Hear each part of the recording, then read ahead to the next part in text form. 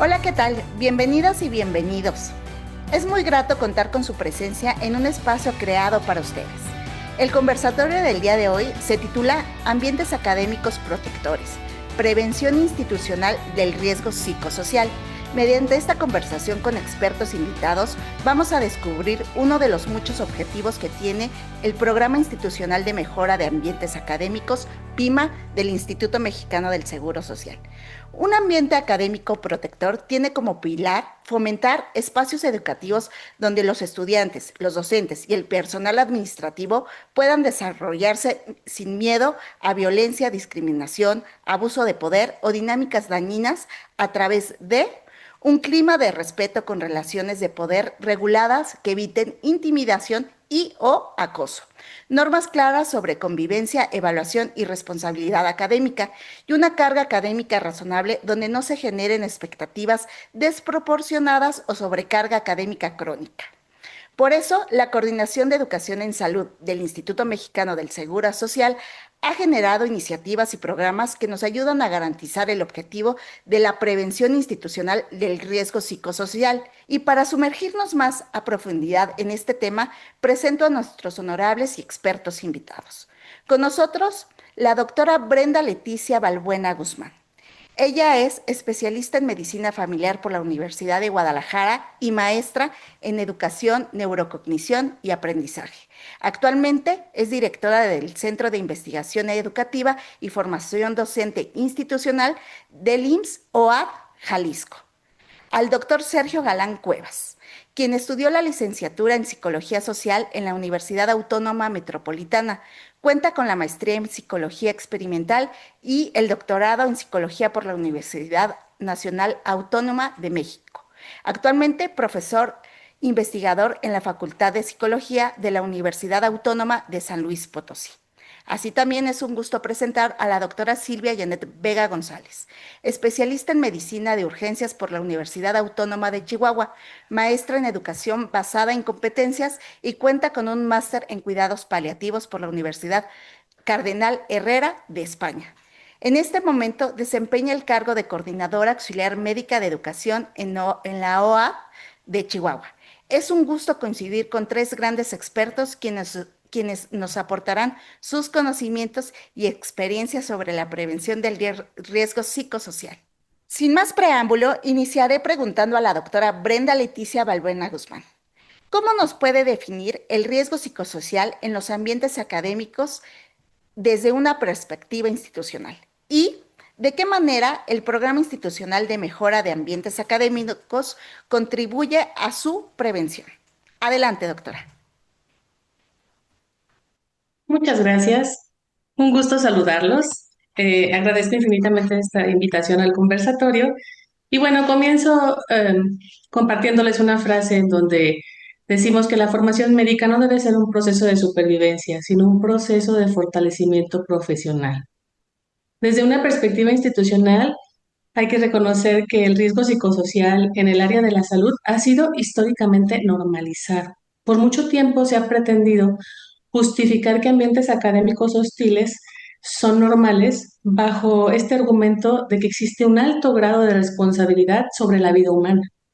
Sin embargo, institucionalmente, identificamos que el riesgo psicosocial surge precisamente cuando estas prácticas culturales arraigadas sustituyen una verdadera práctica pedagógica. Estas conductas definitivamente no son herramientas formativas, sino que son precisamente estos factores de riesgo biopsicosocial que pueden llegar a impactar a nuestro alumno de manera física, mental y social.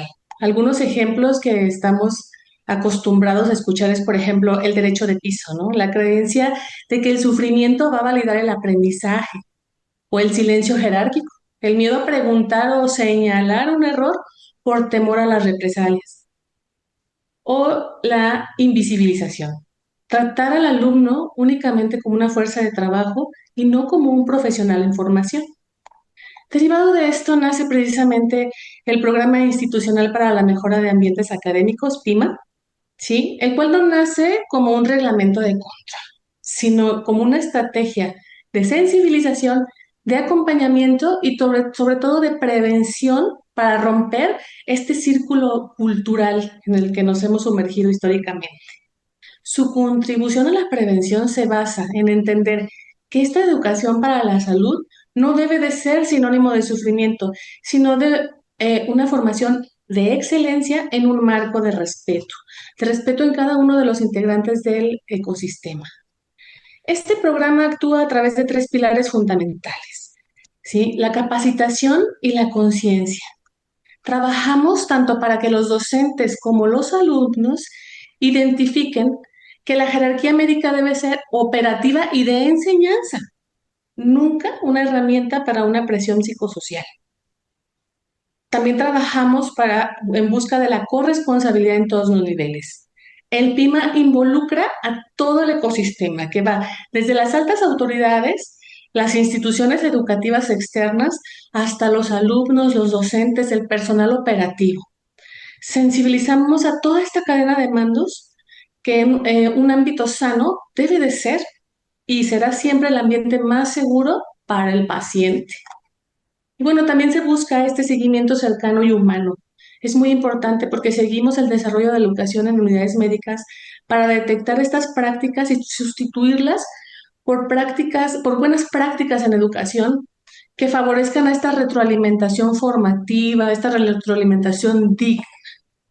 Les decía que el PIMA tiene eh, como base la prevención y este es el elemento individual más importante del programa.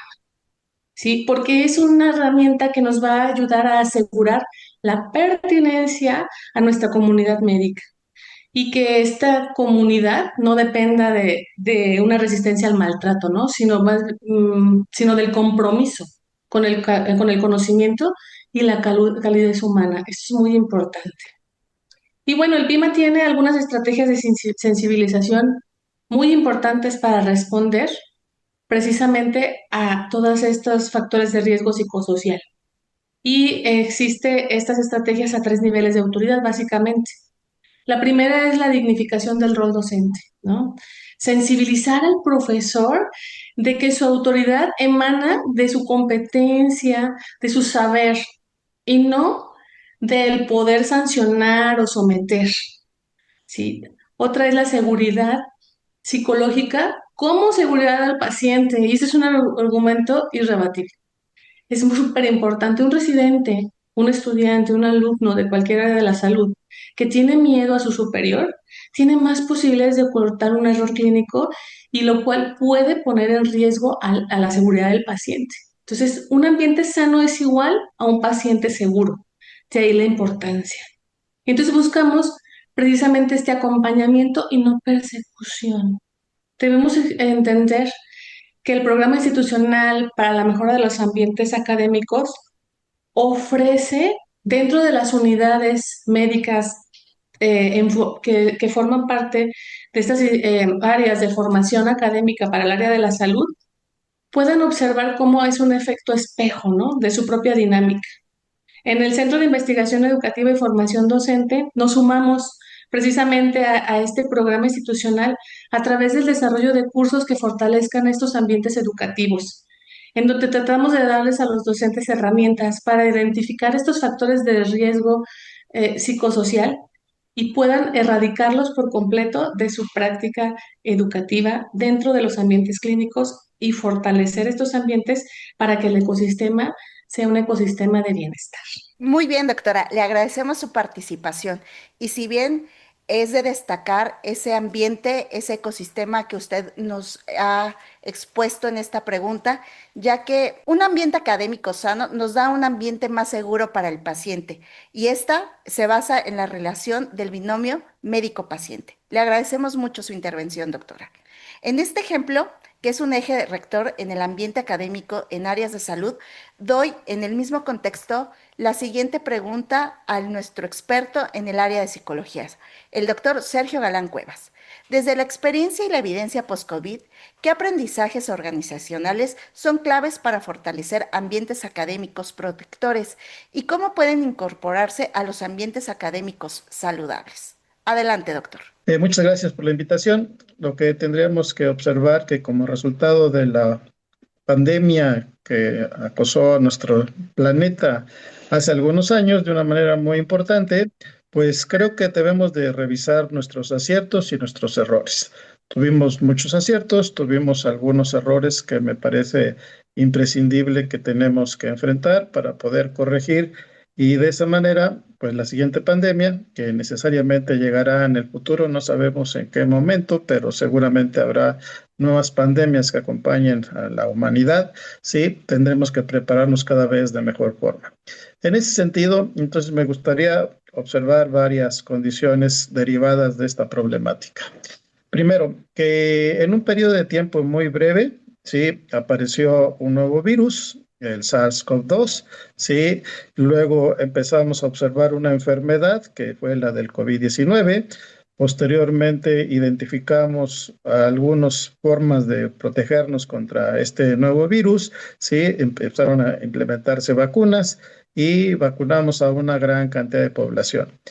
Me gustaría destacar este hecho. O sea, en este momento en el planeta Tierra somos alrededor de 8.000 millones de seres humanos, de los cuales únicamente vacunamos alrededor de 5.000 millones. O sea, poco más, o poco menos de la mitad, perdón, no fueron vacunados, sí, y como consecuencia de ello tenemos todavía una posibilidad de que en algún otro momento esta problemática se vuelva a presentar. Y las razones por las cuales no fueron vacunados estas otras personas son muchas, desde la producción de vacunas. Les recuerdo que, por ejemplo, en algún momento nuestro país fue un importante productor de vacunas. Le vendíamos vacunas a Latinoamérica, a Europa inclusive, sí, y dejamos de producirlas y empezamos a comprarle vacunas únicamente a grandes compañías y esto ocasionó que cuando más lo requeríamos en el planeta Tierra, algunas compañías decidieron privilegiar las de sus países y dejar en un segundo momento a otros países, ¿no? Inclusive el nuestro. Entonces tendríamos que observar que nosotros llegamos un poco tarde a la vacunación en un primer momento. Otra de las circunstancias que me parece que es muy importante que podamos identificar es, ahora que ya pasaron algunos años, pues los resultados de esa situación.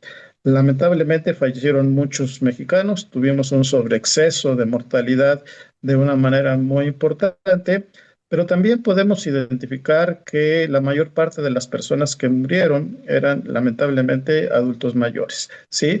Y los adultos mayores tienen una gran cantidad de afectaciones, pero generalmente situaciones relacionadas con enfermedades crónicas y degenerativas. Entonces podemos identificar también que las personas que fallecieron tenían diabetes mellitus, tenían problemas cardiovasculares, algunos tipos de cánceres, etcétera, y que en general eran adultos y adultos mayores, ¿no? Pudimos observar también algunos personas que fallecieron a edades muy tempranas, pero en realidad fueron pocas comparadas con la magnitud relacionada con los adultos mayores.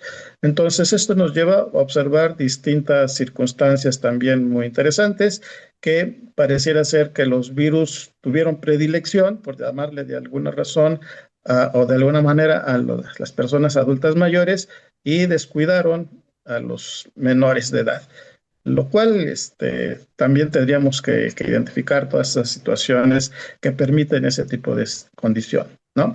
Entonces, podríamos nosotros identificar también otro tipo de circunstancias. Si bien muchas personas se infectaron por el SARS-CoV-2, pudimos hacerles una prueba e identificar que eran positivas a este virus. No todas las personas que tenían SARS-CoV-2 desarrollaron COVID-19. ¿Sí? Ustedes pueden observar que incluso mucha gente que consideraba que tenía SARS-CoV-2 en su organismo se iban a hacer la prueba y resultaban negativas. La otra condición que tendríamos que identificar también es que no todas las personas que tenían SARS-CoV-2, que sabíamos que eran positivas, desarrollaron problemas relacionados con el COVID de una manera grave, por ejemplo, ¿sí?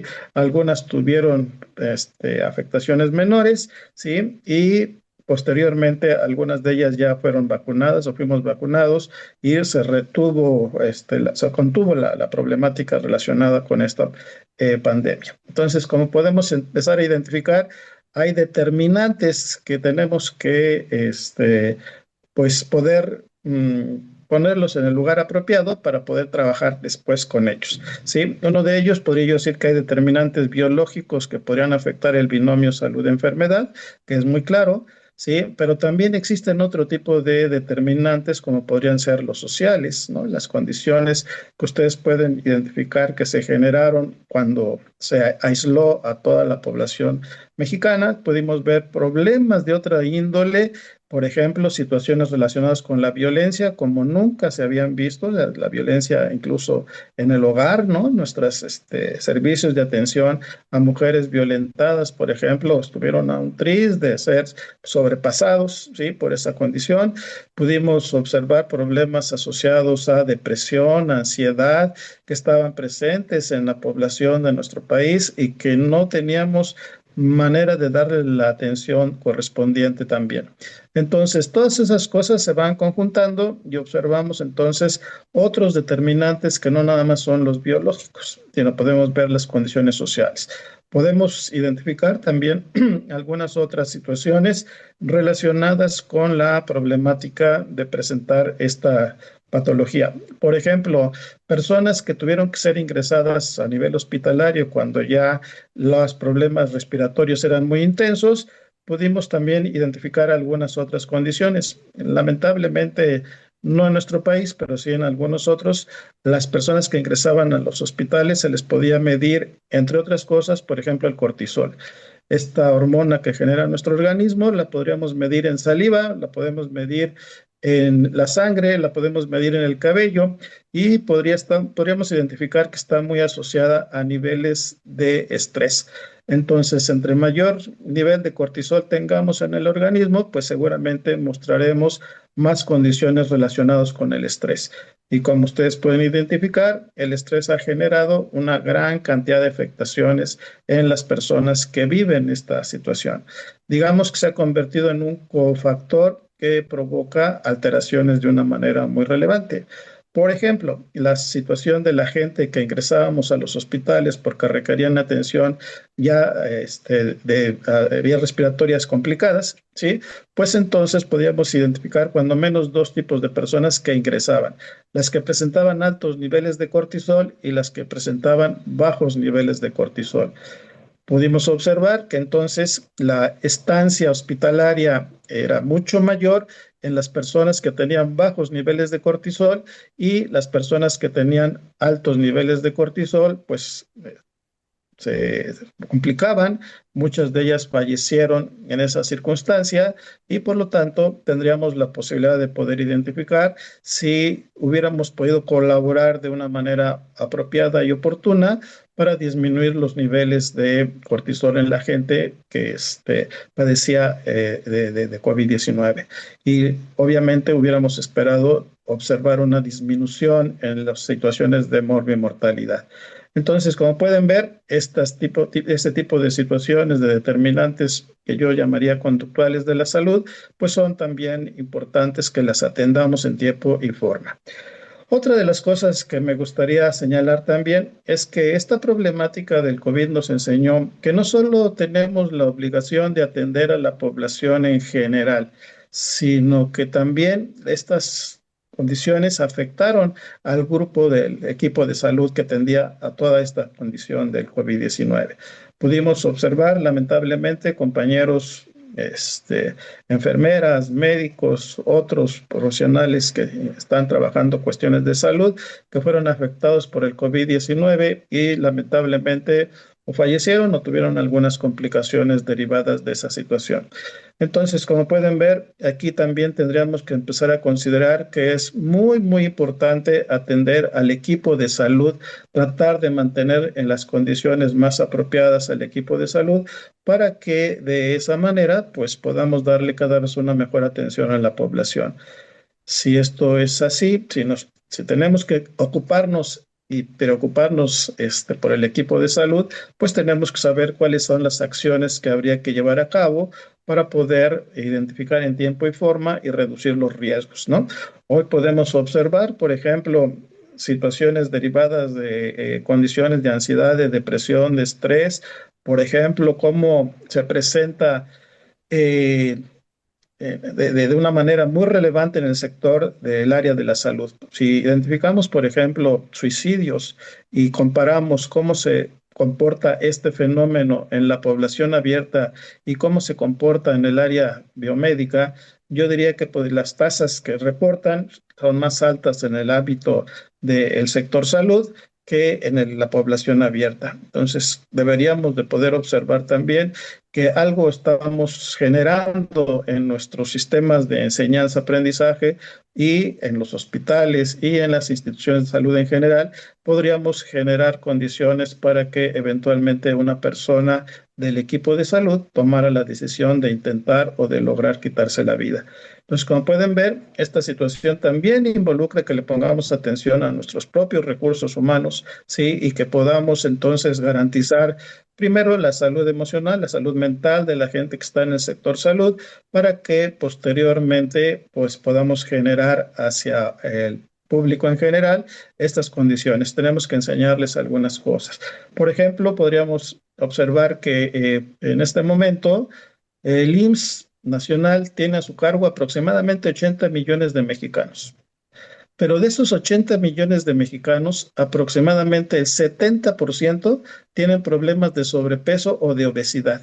Y tendríamos que estar pensando si esta condición únicamente, si la viéramos desde la perspectiva biológica nada más, si esta condición es suficiente como para que empecemos a ocuparnos de una alud de enfermedades crónicas y degenerativas que se nos vendrán encima en un momento determinado en el futuro cercano. Y obviamente eso nos debería de llevar a replantearnos qué sistema de salud podría contener una luz de esa magnitud como el que nosotros estamos empezando a prever se va a presentar en los próximos años en nuestro país, si no enfocamos o reenfocamos, mejor dicho, nuestro armamento hacia la contención de los problemas relacionados con el sobrepeso y la obesidad.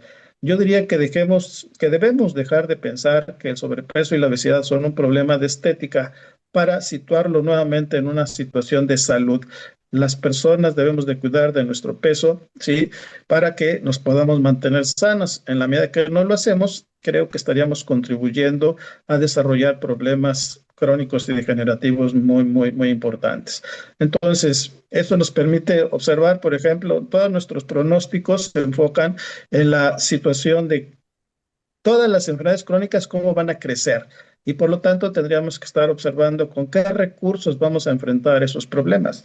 Yo podría señalar que, por ejemplo, observo que en el nuevo modelo de atención a la salud, el Más Bienestar, se están incorporando nuevos profesionales en el campo de la salud, como el área de psicología, el área de nutrición, obviamente los ya asociados a estomatología y a trabajo social, ¿sí? Pero, por ejemplo, yo no veo que eso esté permeando en el IMSS nacional. Me parece que también es una situación que debemos de reflexionar y pensar si es pertinente que incorporemos nuevos profesionales en el equipo de atención a la salud para que enfrentemos estas problemáticas que estamos observando, como hacerlo de mejor forma con un equipo más amplio para trabajar las distintas problemáticas que se están presentando en nuestro país. Sin duda alguna, doctor, la pandemia nos evidenció que el bienestar no solamente físico, como usted lo aborda en cuanto a sobrepeso, obesidad, diabetes, enfermedades crónicas,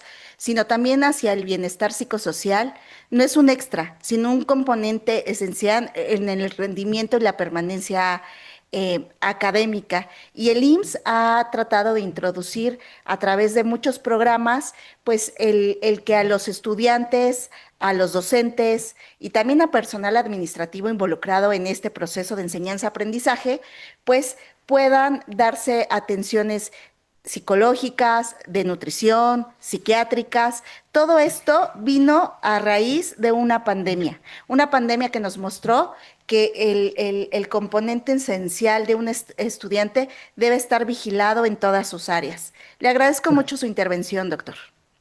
Gracias. Ahora, el cuerpo docente del Instituto Mexicano del Seguro Social cuenta con herramientas para detectar y prevenir factores de riesgo psicosocial, pero es importante que tú como estudiante comuniques de forma abierta y segura cómo te sientes. Continuando con la doctora Silvia Janet Vega González, le pregunto, ¿por qué la prevención del riesgo psicosocial a través de ambientes académicos protectores es un componente clave para sostener el sistema educativo institucional? Adelante, doctora. Hola, ¿qué tal? Primeramente, creo que es importante entender de a qué nos referimos con riesgo psicosocial.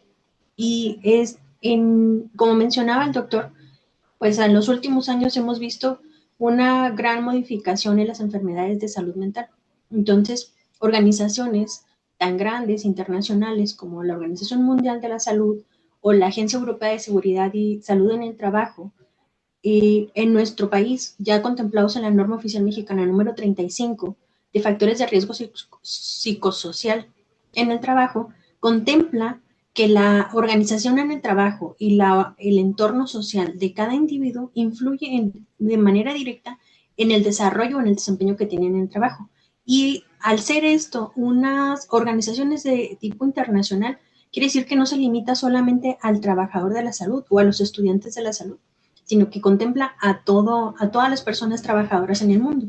Aterrizándolo a nuestro entorno, debemos de saber y reconocer que esta organización en el trabajo, cómo nos va a repercutir en el desarrollo en la formación del personal que estamos formando, repetitivamente, dentro del instituto, en todas sus categorías, porque recordemos que no solo tenemos a residentes médicos, tenemos médicos de pregrado, tenemos carreras técnicas, cursos de nivelación, diferentes áreas de la salud, y que no solo es a los residentes, pero el grueso pues es el grupo de los residentes médicos. Y en este entorno tenemos que reconocer que la carga excesiva de trabajo, como uno de los factores predisponentes a tener unos riesgos psicosociales, además de estar en un ambiente con un liderazgo negativo, de relaciones laborales deficientes y el entorno social, que nosotros no vamos a modificar todo alrededor de lo que donde se está desarrollando un residente, pero sí podemos intervenir en cómo detectar estos riesgos psicosociales para mejorar el ambiente laboral. Tenemos que una carga excesiva de trabajo, pues sí nos va a llevar a generar estrés y nos va a llevar agotamiento dentro del personal en formación, pero también la falta de control y de autonomía. Es decir, cuando existe una incapacidad de los mismos médicos en formación o el personal en formación para tomar decisiones en relación a las actividades que están desarrollando. También en relaciones laborales negativas, cuando existe un liderazgo inadecuado o un liderazgo tóxico, cuando la comunicación no es efectiva dentro del grupo de donde se está desarrollando este personal. Todo esto nos va a llevar a desarrollar un ambiente laboral hostil. Además, otras situaciones como la interferencia entre el trabajo y la relación con la familia. Y además de esto, pues, la violencia y los distintos tipos de acoso laboral, acoso sexual que vemos dentro del ambiente donde se desarrollan estos médicos residentes primordialmente o médicos de pregrado. Pero tenemos que entender que la sobrecarga laboral no es por sí sola lo que origina este desarrollo de los factores de riesgo psicosociales, sino que es parte que contribuye, porque podemos tener un ambiente laboral adecuado con una carga de trabajo elevada, pero si el ambiente laboral es el adecuado para formar a los médicos residentes, para irlos guiando, la carga de trabajo no viene a ser un factor extra, sino que se podría desarrollar inclusive de manera un poco más efectiva. Lo que tenemos que favorecer es el ambiente. ¿A qué me refiero con este ambiente? Nos referimos a que en el ambiente exista bien delimitados y claras las funciones de cada uno de los participantes. Ya como decía la doctora Brenda Balbuena, cada uno tiene una jerarquía con funciones bien establecidas en las que son funciones de trabajo, de colaboración, no de quién está encima del otro para pisotear al de abajo. Tenemos que vigilar que esto se lleve a cabo de la manera adecuada. No podemos hacer que todo sea un ambiente de amistad, de que existan relaciones interpersonales afectivas, no.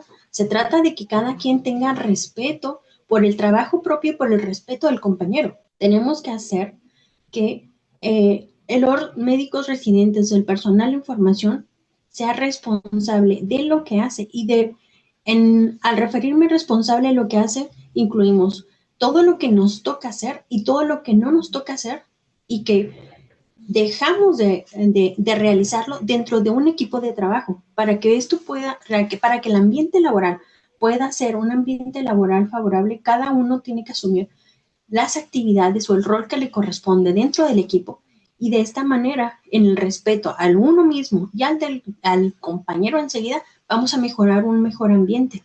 Si además a este ambiente le otorgamos algo de seguridad psicológica, es decir, donde tenemos que el personal de información se sienta apoyado por el personal que está a su alcance para ayudarlo, para guiarlo, para enseñarle, en vez de tenerle miedo y generar esa incertidumbre de qué va a suceder al momento de aceptar un error en la atención a algún paciente. Pero si no, el cambio, nosotros le brindamos esa confianza, esa seguridad para decir, ok, te equivocaste, pero vamos a corregirlo, ¿sí? Al brindar esa seguridad, también el personal de información se va a desarrollar un mejor ambiente de seguridad y vamos a disminuir el estrés y pudiéramos llegar a disminuir los errores en la atención porque los médicos están dentro de un ambiente que les permite aceptar el error, reconocerlo y comunicarlo para poderlo corregir. Y eso traduciéndose directamente en la mejoría a la atención de los pacientes. Otra de las cosas que pudiéramos hacer es reforzar la capacidad para reconocer los riesgos que está a nuestro alcance. Jerárquicamente tenemos autoridades superiores de nivel intermedio, el personal docente, los mismos estudiantes. Pero ¿qué tenemos que hacer desde nuestro punto, desde nuestra participación en cualquiera de estos escalones jerárquicos? Tenemos que saber reconocer cuáles son los riesgos psicosociales que tenemos en nuestro ambiente y cómo vamos a poder intervenir de la mejor manera para mejorarlos, ¿sí? No podemos, definitivamente, no podemos cambiar al mundo a nuestro alrededor, ni podemos hacer que las cosas sean más fáciles para todos, pero brindando un ambiente donde el desarrollo de las habilidades, de los conocimientos, de las actitudes con las que se atiendan a las personas puedan mejorar, podemos mejorar el ambiente laboral y el desarrollo académico va a ser la ganancia que vamos a obtener. Vamos a tener que los médicos y el personal de información va a estar menos estresado, con menos estresores, con menos enfermedades de salud mental, con menos ausentismo, con menos predisposición al consumo de drogas, al consumo de sustancias que sí tenemos y que se favorecen cuando tenemos un ambiente desfavorable para ellos. Finalmente, creo que la correcta gestión de estos factores de riesgo no solo va a cumplir con las normas de seguridad y de salud, sino que esto a largo plazo va a ser una inversión en la formación de los futuros especialistas con una mejor salud mental y mayor capacidad de asistencia. Agradecemos mucho, doctora Silvia, su intervención y como bien mencionó, la prevención de riesgo psicosocial son claves para un buen ambiente laboral, pero usted nos menciona el trabajo en equipo, un fin común, el respeto, que de ninguna forma haya un maltrato, no haya cabida al maltrato. Estos son riesgos que debemos de detectar como docentes, como personal administrativos y el propio alumnado debe de reportar estos actos que pueden ser dañinos para que tengan un adecuado desarrollo. Si es necesario, hay que denunciarlo. Tenemos herramientas institucionales donde podemos meter quejas, tenemos la apertura de los profesores y de las autoridades de educación para que se formen ambientes agradables, adecuados. Bueno, para comenzar a dar término a este conversatorio, le pediré a cada uno de nuestros ponentes una conclusión a forma de reflexión, que nos inspire y nos recuerde por qué es importante prevenir factores de riesgo psicosocial en el ámbito institucional. Adelante, doctora Brenda. Gracias. En el instituto no buscamos relajar la disciplina médica. Es necesaria y es vital. No queremos una medicina menos exigente. Queremos una formación más humana y más poderosa. La disciplina es y seguirá siendo nuestro verdadero fundamento, pero creemos firmemente en profesionalizar la enseñanza y que el verdadero talento va a florecer cuando el rigor vaya acompañado de un entorno que impulsa, que motiva, que dignifica. El programa institucional para la mejora de los ambientes académicos es ese puente entre lo que nos ha hecho históricamente grandes y en lo que nos va a hacer mejores. Una solidez de nuestra tradición con esa innovación educativa que hoy necesitamos para formar profesionales competentes, íntegros y preparados para transformar la sociedad es el objetivo. Gracias, doctora. Continuamos con usted, doctor Sergio Galán Cuevas. Gracias, muy amable. Pues sí, a mí me parece muy relevante todo lo que está mencionando. Me parece que es indispensable que pongamos atención a los ambientes que pueden generar salud o que pueden generar complicaciones a la salud. De esa manera, pues necesitamos también puntualizar la relevancia de los aspectos emocionales de la gente que trabaja para el sector salud, obviamente de nuestra población, y en la medida que podamos incorporar este tipo de aplicaciones para resolver este tipo de problemas, pues yo creo que podríamos pensar en tener un mejor sistema de salud cada vez, ¿no? O sea, que lo vayamos mejorando paulatinamente y eso indudablemente se verá reflejada en la salud poblacional. Creo que eso es fundamental que lo entendamos y que trabajemos con ese propósito de manera conjunta. Muchísimas gracias, doctor. Finalizamos con usted, doctora Silvia Janet Vega. Por favor, adelante. Comparto la idea de la autora Brenda Balbuena, donde nos dice que la disciplina no debe de dejarse de lado. Al contrario, creo que el continuar con una disciplina saludable, donde tengamos un ambiente laboral organizado, donde nuestra organización de trabajo sea la adecuada, donde tengamos una adecuada gestión de los riesgos psicosociales y que podamos intervenir desde nuestro alcance y donde hagamos conciencia a nuestros compañeros en el ramo de la educación, docentes y a nuestros alumnos de que somos responsables de todo lo que hacemos y de todo lo que no hacemos y que conlleva un riesgo para el compañero de al lado. De esa manera vamos a ir creciendo y vamos a ir fortaleciendo todos los programas académicos y educativos que tiene el Instituto Mexicano del Seguro Social.